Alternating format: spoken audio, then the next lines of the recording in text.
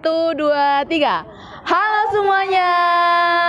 Kami dari kelompok Pegadaian akan mempresentasikan ringkasan dari makalah kami. Sebelumnya, izinkan kami untuk memperkenalkan diri. Halo, saya Delza Yohana sebagai Ketua Tim Pegadaian. Selanjutnya ada teman-teman saya. Saya Joshua sebagai anggota. Saya Asyera sebagai anggota. Saya Akila sebagai anggota. Saya Riri sebagai anggota. Saya Sri Malam sebagai anggota. Saya Nur Cahaya sebagai anggota. Saya Amanda Salsa Klaudia sebagai anggota. Saya Rika sebagai anggota. Saya Febri Yanti sebagai anggota. Saya Mayang Madiara sebagai anggota. Nah, berikut cuplikannya. Baiklah, di sini saya akan membacakan bab 1, yaitu pendahuluan. Yang pertama adalah Pegadaian merupakan salah satu lembaga keuangan yang telah lama ada dan memiliki peran penting dalam mendukung perekonomian masyarakat, terutama dalam hal pembiayaan. Pegadaian menjadi proses di mana seseorang menyerahkan barang berharga kepada pemberi pinjaman sebagai jaminan untuk pinjaman uang. Sejak zaman dahulu, Pegadaian telah menjadi solusi bagi masyarakat yang membutuhkan dana cepat dengan jaminan barang berharga. Jika pemberi pinjaman tidak dapat membayar pinjaman, pemberi pinjaman dapat menjual barang tersebut untuk menutupi kerugian mereka. Yang kedua, rumusan masalah. Meskipun Pegadaian memiliki peran penting dalam perekonomian, masih terdapat beberapa permasalahan yang perlu diperhatikan, seperti pada kasus ini, di mana yang menjadi rumusan masalah adalah bagaimana pertanggungan PT Pegadaian terhadap kerusakan dan kehilangan barang jadi. Tujuan penyusunan, yang pertama untuk memahami seperti apa konsep pegadaian, yang kedua untuk mengetahui jenis-jenis pegadaian dan syarat-syarat untuk mendapatkan pinjaman, yang ketiga mengetahui risiko dan tanggung jawab dalam pegadaian dan mampu menyelesaikannya, yang keempat memahami bagaimana cara pegadaian mengatasi masalah barang jaminan yang rusak ataupun hilang. Pegadaian adalah badan usaha milik negara yang meminjamkan uang dengan menerima barang sebagai jaminan dari peminjamnya. Orang yang meminjam uang di Pegadaian disebut pegadai. Sampai jangka waktu yang telah ditentukan pegadai dapat menembus kembali barang yang dijadikan jaminan sesuai nilai pinjaman dan juga tambahan bunga. Jenis Pegadaian berdasarkan jenis layanan dan operasionalnya. Yang pertama, Pegadaian fungsional. Layanan ini meliputi pemberian pinjaman dengan jaminan barang berharga seperti emas, kendaraan bermotor, dan barang elektronik. Yang kedua, Pegadaian syariah, beroperasi sesuai dengan prinsip-prinsip syariah Islam. Layanan ini mencakup pembiayaan ihan atau gadai, ijarah atau sewa, dan murabah jual beli. Ketiga, Pegadaian digital, menyediakan layanan pegadaian yang dapat diakses secara online. Yang keempat, Pegadaian emas, khusus untuk layanan yang berhubungan dengan emas seperti gadai emas, cicil emas, dan tabungan emas. Yang kelima, Pegadaian kendaraan, menawarkan pinjaman dengan jaminan kendaraan bermotor seperti mobil dan sepeda motor. Yang keenam, Pegadaian barang elektronik, menyediakan pinjaman dengan jaminan barang elektronik seperti laptop, smartphone, atau televisi. Yang ketujuh, Pegadaian mikro, ditunjukkan untuk pelaku usaha mikro dan kecil.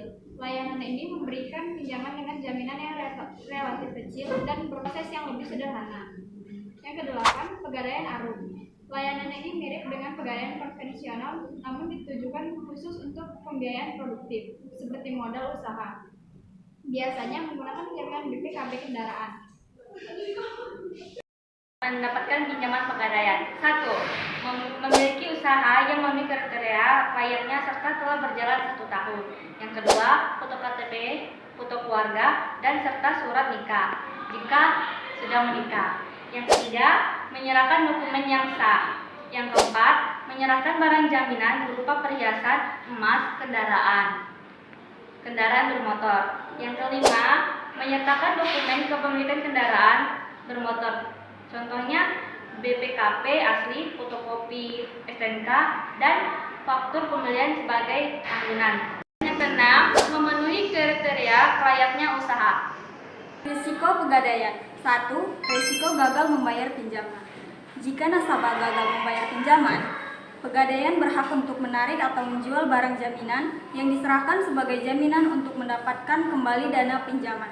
Proses ini dapat mengakibatkan nasabah kehilangan kepemilikan atas barang tersebut. Kegagalan membayar pinjaman juga dapat mengakibatkan peningkatan utang nasabah akibat bunga dan denda keterlambatan pembayaran. Yang kedua, risiko kehilangan barang jaminan. Nasabah bertanggung jawab penuh atas keamanan barang jaminan. Jika barang jaminan hilang atau rusak selama masa pinjaman, nasabah dapat mengalami kerugian sesuai dengan nilai barang tersebut. Dan Pegadaian akan menilai kerugian barang jaminan yang hilang atau rusak berdasarkan prosedur evaluasi yang telah ditetapkan. Ketiga, risiko perubahan nilai jaminan. Nilai barang jaminan dapat dipengaruhi oleh fluktuasi pasar. Jika nilai jaminan turun, nasabah mungkin perlu menambah jaminan tambahan untuk menjaga proporsi nilai pinjaman yang diberikan. Adapun tanggung jawab Pegadaian antara lain: 1. Tanggung jawab merawat barang jaminan. Nasabah disarankan untuk mengasuransikan barangnya yang ingin diberikan Pegadaian, dan sebaiknya Pegadaian juga mengecek secara berkala kondisi barang yang untuk nasabah. Yang kedua, tanggung jawab membayar pinjaman tepat waktu.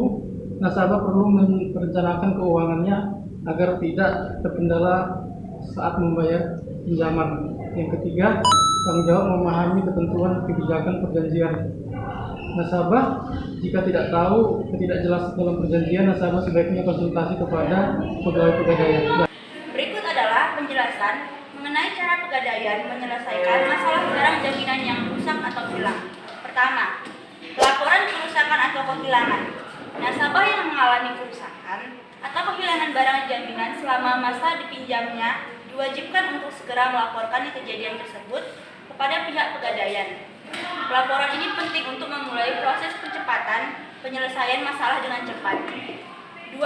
Evaluasi kerugian. Pegadaian akan melakukan evaluasi terhadap kerugian atau kehilangan barang jaminan. Evaluasi ini dilakukan untuk menentukan nilai kerugian yang harus ditanggung oleh nasabah dan langkah selanjutnya yang akan diambil. 3. Konsultasi dengan nasabah. Setelah evaluasi dilakukan, Pegadaian akan berkonsultasi dengan nasabah mengenai hasil evaluasi dan opsi penyelesaian yang tersedia. Nasabah akan diberikan informasi mengenai nilai kerugian, prosedur penyelesaian, dan kewajiban yang harus dipenuhi. Yang keempat, negosiasi penyelesaian.